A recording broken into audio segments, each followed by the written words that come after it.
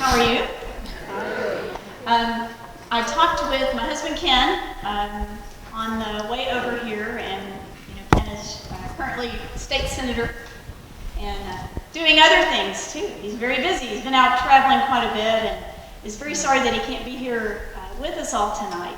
And especially wanted to say hello to Catherine, who we're going to hear from in just a few moments. But I was glad to hear from Ken and touch base with him when I can.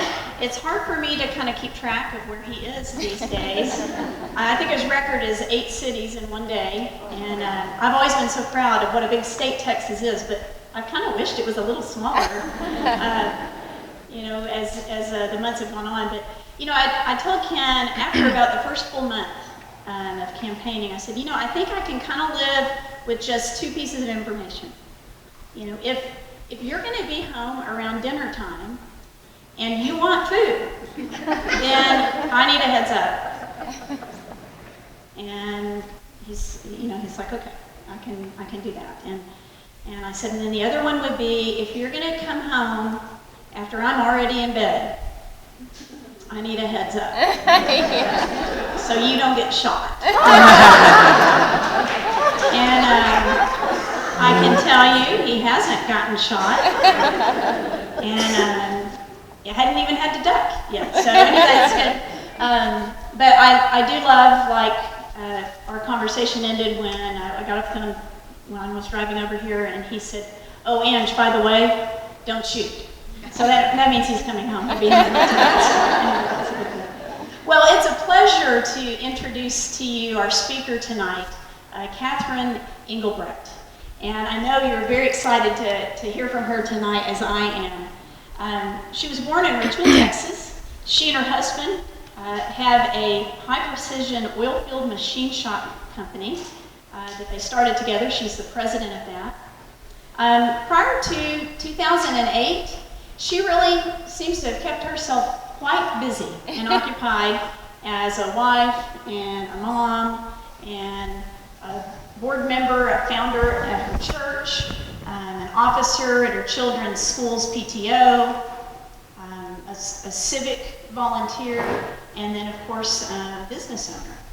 But in the presidential election of 2008, she saw something that she could not ignore.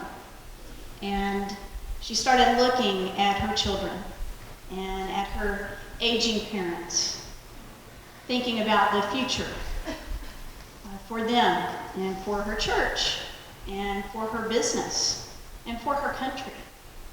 And she knew that she had to do something.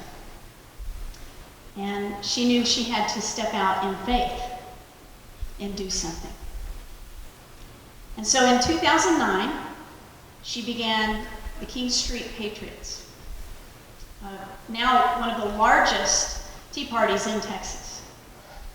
And from that came True the Vote, a citizen-led effort to restore integrity and honor to our electoral system. And then in 2010, everything really changed when she had the nerve to file for tax-exempt status. The rest is history, and I am looking forward to hearing that story tonight. But I will tell you, if you haven't seen it yourself, her testimony on Capitol Hill regarding the IRS persecution of conservative groups is compelling and riveting. And we are grateful that you did it. Ken told me one time, he said, I don't know many people who would have or could have done what she did so eloquently, but even less, I know very few people who would have done that. Mm-hmm. As I look at Catherine from a distance and I've watched her, I cannot help but be reminded of Golden Corridor and the roots of Golden Corridor, started by women who were wives and mothers, who in the the late 1980s were looking around and seeing what was happening in our country, and who knew, like Catherine, that it was time for them to step out in faith and do something. And look at us now. This room full of women who make a difference in this community and in this state and in this nation every single day. You know, one time Ken told me a story about a town hall that he was at. He was serving on the panel of legislators. They were sort of debriefing about what had happened in that last legislative session. And there was a woman who stood up in the audience, and she said, "I want you to know that I pray for y'all every single day. And I pray that you would have wisdom." And Ken thanked her, and then he asked her if she would mind tweaking her prayer just a tad going forward. And he said, "Would you mind asking that God would give us courage?"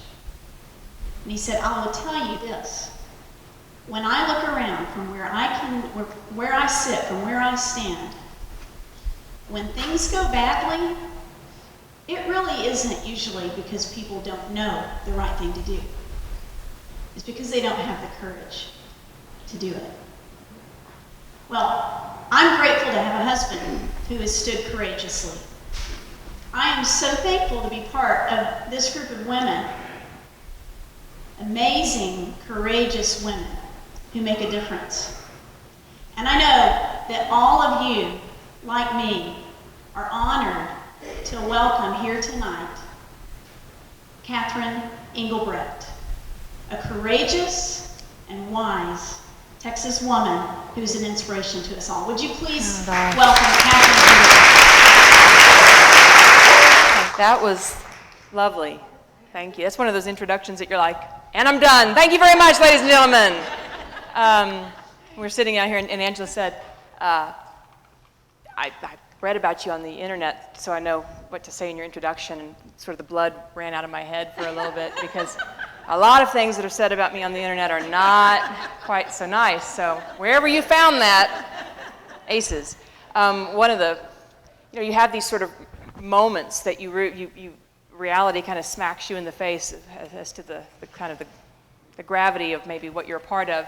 And I had a moment when my daughter decided that she would go look on the internet for things about her mom. The kids had a weekly current events report that they needed to do. And so one day we're getting ready for school, and she bounds down the back stairs and says, "Mommy, today is my day for my current events report." And guess who I chose to do my report on? And I said, "Who, honey?" And she said, "You, Mom." And I'm like, "Oh, that's great. Where'd you get the information?" Because she hadn't asked me anything. And she said, "Oh, I got it online." And I said, "Oh, great, honey. What paper, what articles did you use?" She said, "They had so much about you at the Huffington Post, and that's what I used." And Mommy's not a racist. So, moments, right? Moments. As you heard, in 2008 and prior, I had zero political experience. I would like to maintain I still don't have a whole lot of political experience. I think I have experience now in just trying to do the right thing and, getting sucker punched in front of the nation. But I did grow up in a house where my father was on city council for 20-some years, and I have such a heart for local government. And I was raised to believe that it's a responsibility that we all have to give back to our communities. And the giving back prior to 2009 really had been serving on, like the city beautification committee and, helping out at the fair or various things that we needed to do in the city of Rosenberg where I grew up. I never imagined that things would become what they have in my life or the life of my family. But I will tell you this, and I feel comforted and secure in telling you this because of the beautiful prayer that opened tonight. My word, that prayed me up for the rest of the month. And it's obvious there's such a spirit of faith here. I want to encourage all of you, because as we head into spring and the dog days of summer, when we're all going to be out knocking on doors and making phone calls and talking to our neighbors and seeing ourselves outnumbered and wondering what in the world we are facing in this state, let me assure you, God's hand is thick on this country, thick on this country. And it does not, ladies and gentlemen, we could have been born at any time. But God knew before he set the universe in motion that tonight we'd be here and you'd be alive now for what may seem in some cases like insurmountable odds. But I submit to you that our Lord loves a remnant. And if you will listen to that voice inside that brought you here tonight and that has sparked something in you to care enough to spend an evening here talking about issues that face our country, if you'll take whatever that next step is that he tells you to take, I'm telling you that's enough. It's kind of like tithing, actually. If we all tithe, everything will be okay. If we all just tithe a little bit of our time, because I think that for so long we've all thought that it was enough to raise our families and work and go to church and volunteer, and if we just voted and essentially hired the right man or woman, everything would be okay.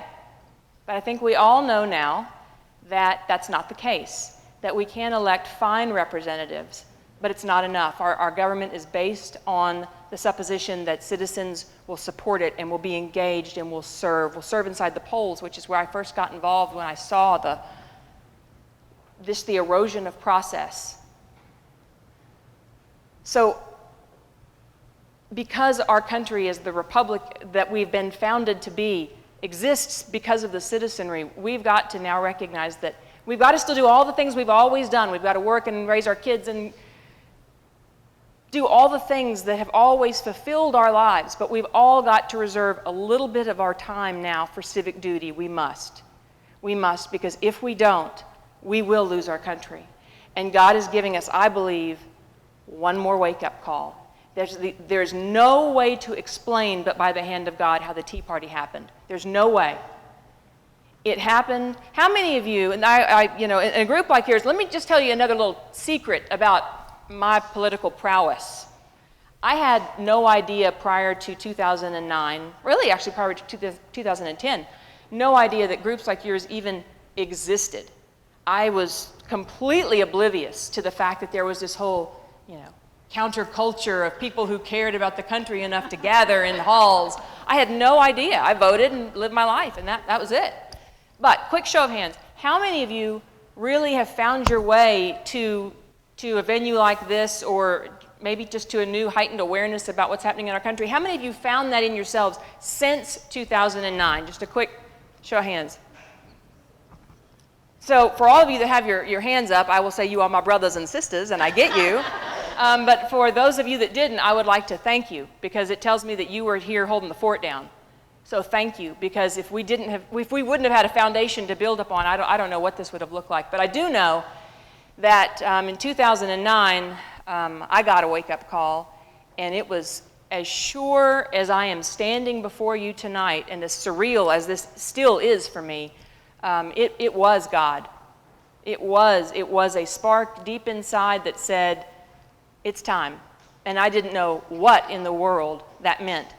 But I just so happened to see on the Drudge Report that morning a link that had been posted from a rant by Rick Santelli on the floor of the Chicago Mercantile Exchange, where he talked about how his outrage that we would think of paying our neighbors' mortgages just because they were defaulting. Think about how far we have come as a country when then that was the issue of the day, and TARP was the issue of the day, and bailing out AIG, and too big to fail, and cash for clunkers, and cap and trade, and remember all those things? That's like easy street compared to where we are now.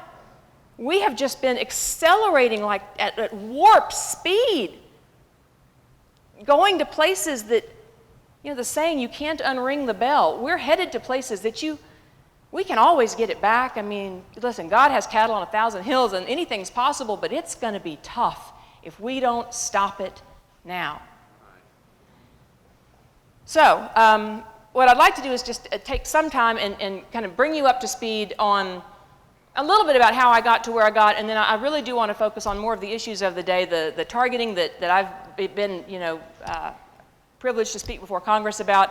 And then I know there are a lot of probably questions about, if you've read the reports on the findings on a recent court case out of Corpus Christi here in Texas, talking about photo voter identification, or the North Carolina finding of, I think roughly 30,000 names that were registered in more than one state and voting in the same election cycle. So I'll get to some of those things too, but let me just tell you a little bit about True the Vote first and how we came to be.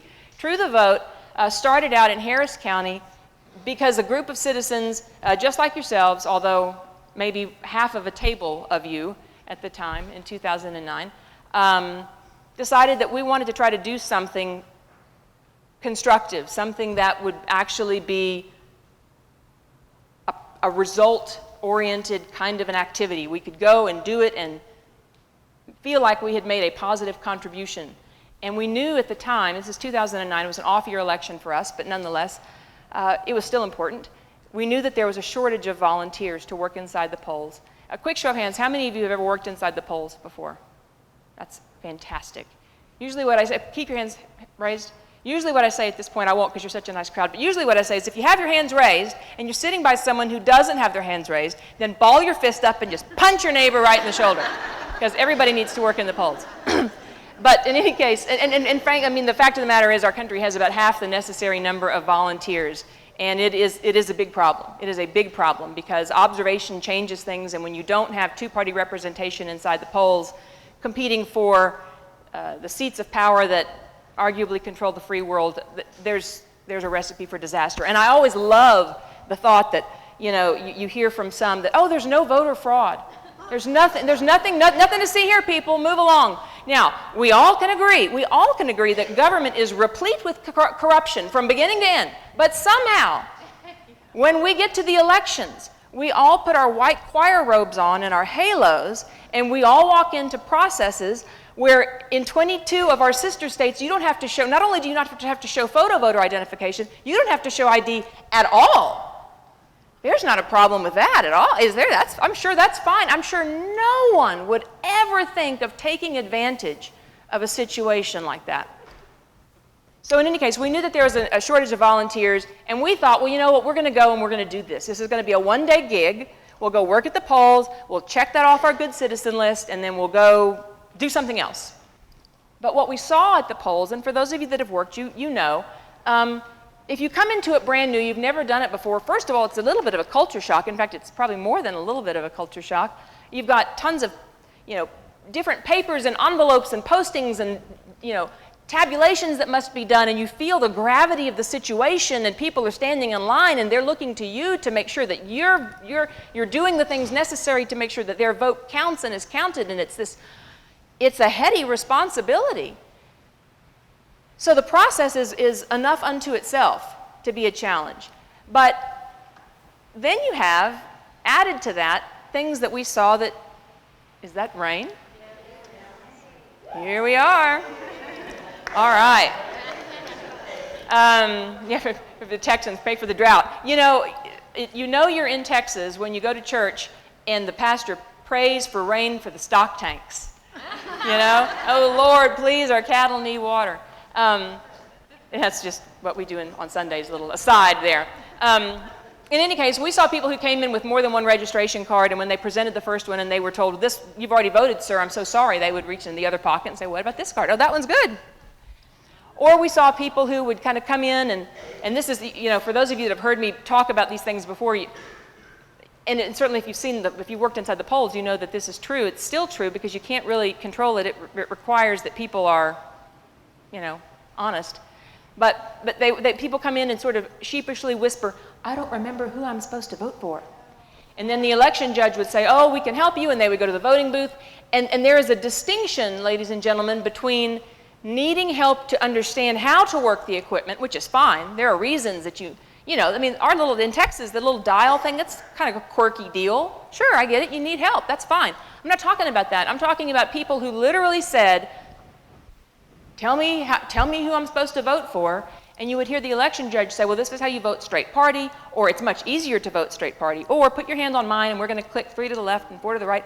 And at the time, in 2009, when we heard this, we kind of, when we came back together and compared notes, and the stories were alarmingly similar, and please rest easy to know this, that in our group, this was not everybody had these experiences. Most people had experiences that made you proud to be an American, that made you proud to be part of the process, that made you want to come back and serve again. But there were enough who said, I saw that same thing too. And what did they do when they saw it? Well, they were completely unprepared because there hadn't been any sufficient training to really know, because you never want to believe that that's really happening, and when it happens like this and it's over, and when you go back to that same election judge who just helped that voter, ostensibly stealing that vote right out from underneath them, when you go back and you say, I don't think that's legal, I don't think you're supposed to vote for the person. Well, the people in 2009, as we compared notes, had matching stories. The election judge would tell them, what are you going to do about it? It's my word against yours. And so in that moment, we had a decision to make. And you know, it's sort of these pivotal moments that we all face from time to time. Now what do you do? We now know it. And here's the little secret is now, after I tell you all this, you guys are going to know it too. And then you have to decide what to do about it. Because we're held responsible for what we know, right? So now we knew that there was a problem. We had 2 options. We could either put our waders on and jump in and try to do something, or we can say, man, I sure hope somebody does something about that. I think we could probably all agree that for too long, the response has been more often the latter. Sure hope somebody does something about that. Those days are over. If you have to ask that question, you already have your answer.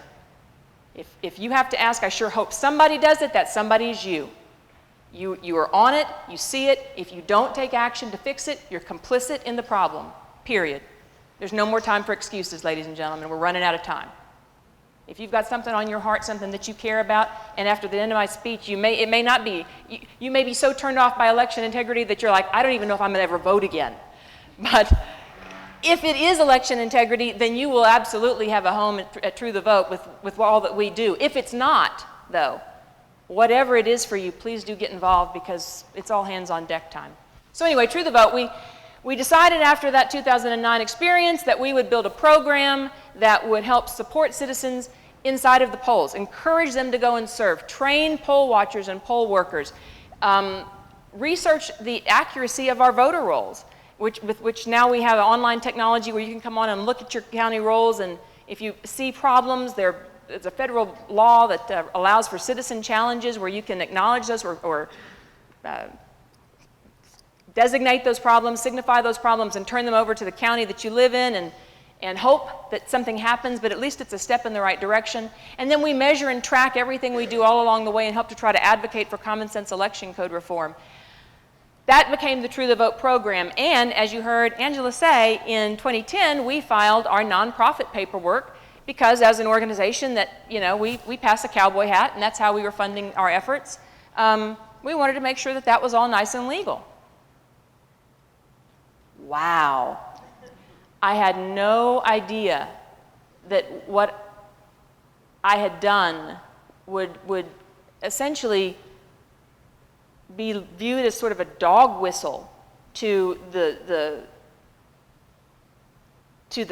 faction of our country that somehow doesn't agree with True the Vote, which I'm always amazed. How can you not agree with True the Vote? If you are against election integrity, what are you for, right? So, well, I guess, we all sort of know the answer to that question, don't we? Within the month, I had been sued twice by the Texas Democrat Party and by a group called Houston Votes. Houston Votes is an Acorn Front group that came to Harris County and tried to bloat the voter rolls and that's a whole different story for a whole nother night. But because we got involved and outed what they were doing, we didn't make a whole lot of friends. But what happened past that was that we got a lot of national attention. And all of a sudden, we had people from across the country contacting us via the website and asking, that's what you guys are seeing in Texas, because that's what we're seeing here too in California. That's what we're seeing in Florida. That's what we're seeing in New Jersey. Can we work with you? Now, I've shared with you my extensive background in politics. So what was my answer? Sure, come on. We don't know what we're doing. Let's build a whole national movement. But you know what? It's common sense. You learn your election law, you play by the rules, you just show up and try to do the right thing. So often it's just showing up. And so we just started showing up, and those numbers grew. We now have volunteers in all 50 states. We have trained hundreds of thousands of people, and we have been very involved in ways seen and unseen across this country to support election integrity. It is not a partisan organization. It never has been. It never will be. I can't deny that we seem to resonate more with one side of the political continuum. I wish that weren't the case. I really wish that this was something that we could all agree on. I think that what's playing out right now in Corpus Christi, I was just asked for a quote. Some of you probably saw me typing on my phone. It was because I was putting a quote back to a reporter that asked me what I thought about the outcome of the judge's finding on discovery that our Attorney General has to turn over all of his emails between himself and his office and legislators about anything having to do with the Section 5 pre-clearance, which is what was stopping Texas from having photo voter identification. And the judge ruled that, yes, he has to turn over all that documentation. Now, I suspect that those emails will turn up on a website near you sometime very, very soon. I suspect that that case, and others like it that are popping up across this country, are far more about political gamesmanship and driving a wedge down an emotional issue. Texas voters want photo voter identification. America wants photo voter identification. We are the only industrialized country in the world that doesn't have photo voter identification. When people move here, when they immigrate here and they become citizens, they are stunned to learn they don't need photo voter identification. So all rumors to the contrary and lawsuits to the contrary are just smokescreens to keep us agitated and divided and angry, because that is where certain political persuasions gather their power and also take out time. They run time off the clock so that we don't have to deal with the real issues of the day. Let's just stay angry and focused right here where we've been since the 1960s. And listen, there have been ugly periods in our history, and thank God we have come out of that. But we've come out of it. We are better for it. We've got to move on. This should be, voting should be an issue that unites us, not divides us. So I filed this nonprofit application and got sued. I'm sure that was completely coincidental, all of that. None of that was connected initially, maybe. Then the FBI started showing up in meetings just like what you're having now. Imagine if you saw someone with a sharp dress suit and a little curly, wire behind their ear.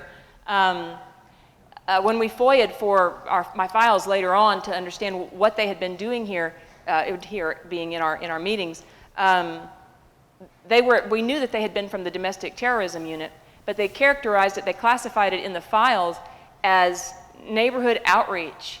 Isn't that so sweet? Oh, that's awesome, FBI, thanks, neighborhood outreach, that's great. I feel so loved that the domestic terrorism unit paid us 5 visits, that's awesome. But when they do, you do what you can. You answer the questions you can, because my word, they are the FBI, right? I mean, they're here to help, right? Ask me, I'm from the government, I'm here to help. So then, in early 2011, Engelbrecht Manufacturing, or our businesses, went under audit. Now listen, we'd never been audited in the previous 16 years of our business, but sometimes you draw the short straw. Sometimes it happens. we drew a lot of short straws starting about then. We'd had the FBI, now the IRS started doing their audits, and then after that wrapped up, we went through 2 rounds of personal audits for 2 years running, which we got refunds, so that was kind of cool, but the audit itself was excruciating. In the midst of all that, OSHA shows up. Now, we've had no accidents on premises. We were a small little shop, nothing different, but they show up for an extensive audit. Then Bureau of Alcohol, Tobacco, and Firearms shows up twice for audits. And then to add the cherry on top of the targeting sundae, the Texas branch of the EPA, called the TCEQ, Texas Center on Environmental Quality, showed up to respond to an anonymous complaint that had been called in the day after the election. Wow, you don't say. It was like an alphabet soup parade of federal government agencies. Everybody that came out was completely professional and polite, and the bottom line is they all had the authority to do exactly what they did. Everybody came in, they conducted themselves properly. Bureau of Alcohol, Tobacco, and Firearms, we have a side company that has a license to make gun parts. Now, we've never made a single gun part, and ATF knows that very, very well because you've got to file reports all the time, and ours are always zeros. But they came out for 2 years. They came out 13 months apart for 2 very extensive audits. They can do that. That's what you sign up for when you get the license. I don't have an issue that it happened. I have a question, though, about who sent them to us. The statistical probabilities of 16 years previous having nothing, and now to date, 25 either audits or investigations or inquiries by various federal agencies. Now, mind you, that's all while our nonprofit application is swirling. I bet I've answered 300 some odd questions to the IRS. Questions like, we want to see every Facebook posting you've ever posted. We want to hear, and we want to see every tweet you've ever tweeted. We want to know everywhere you've ever spoken since the inception of the organization, and to whom, and what you said, and where you intend to speak through 2013. You will be pleased to know that Golden Corridor would have fallen in that response had we given it to them. But you know what? We answered every single question with case law as to why we didn't have to answer those questions. And the way that we ultimately found resolution to our nonprofit application after waiting, the typical application takes between 3 to 6 months to process. We waited nearly 3.5 years, and then we finally had to sue the IRS. We sued the IRS after, this is such a convoluted story, we sued the IRS after Bureau of Alcohol, Tobacco, and Firearms came out the second time, and I said, that is it. I have had my head in the sand on this stuff long enough. I've spoken to this group and many, many others, and I had never breathed a word of what was happening because I believed that to be quiet was the way to protect my family. I believed that there was a stigma that would have been associated with such interest in my professional and personal life, and I wasn't comfortable. I'm here to tell you that the best way I can protect my family, and moving forward, the best way that all of us can protect our families is by not being silent about any of what is happening in this country. Thank you.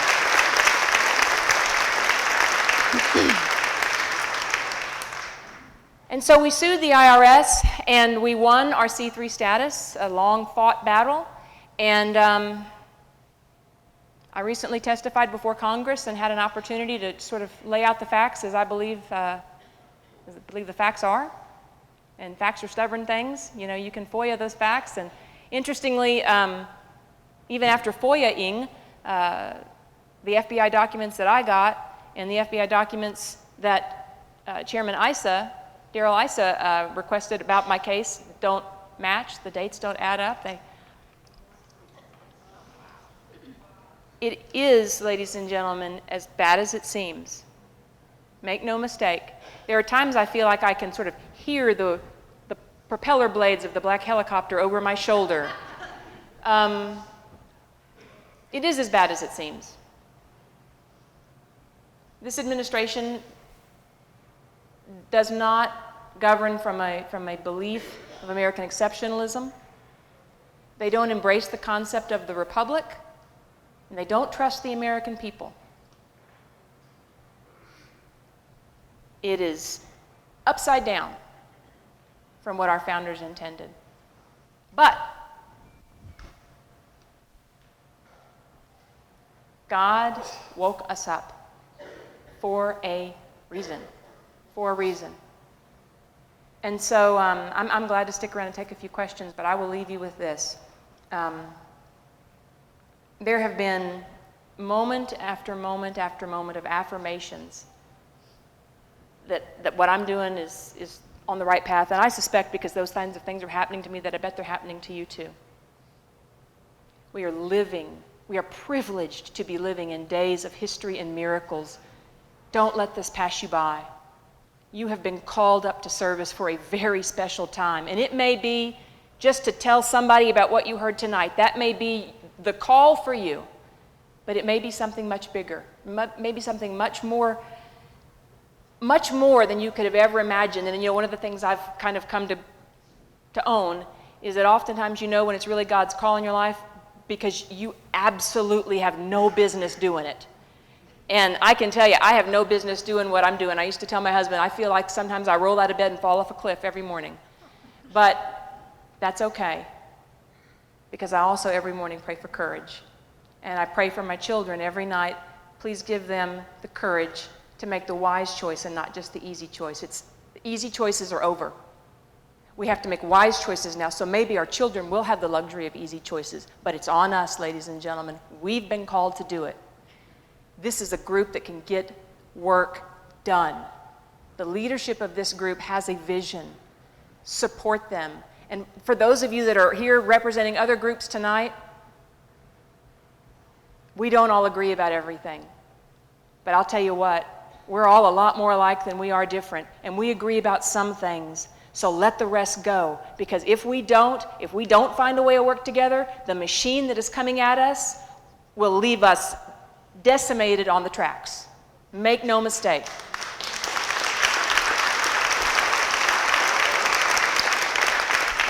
So, I stand before you heartened and encouraged about where we are headed as a country, and I see it from coast to coast. People are rising up, they're taking leaps of faith, and they are being used in amazing ways. I thank you so much for the great privilege of visiting with all of you tonight. And until we meet again, God bless each and every one of you, and God bless America. Thank you. Thank you very much. Thank you so much. Thank you. Wow. Amazing. Thank you so much. Thank you. One thing, Thank you. Thank you.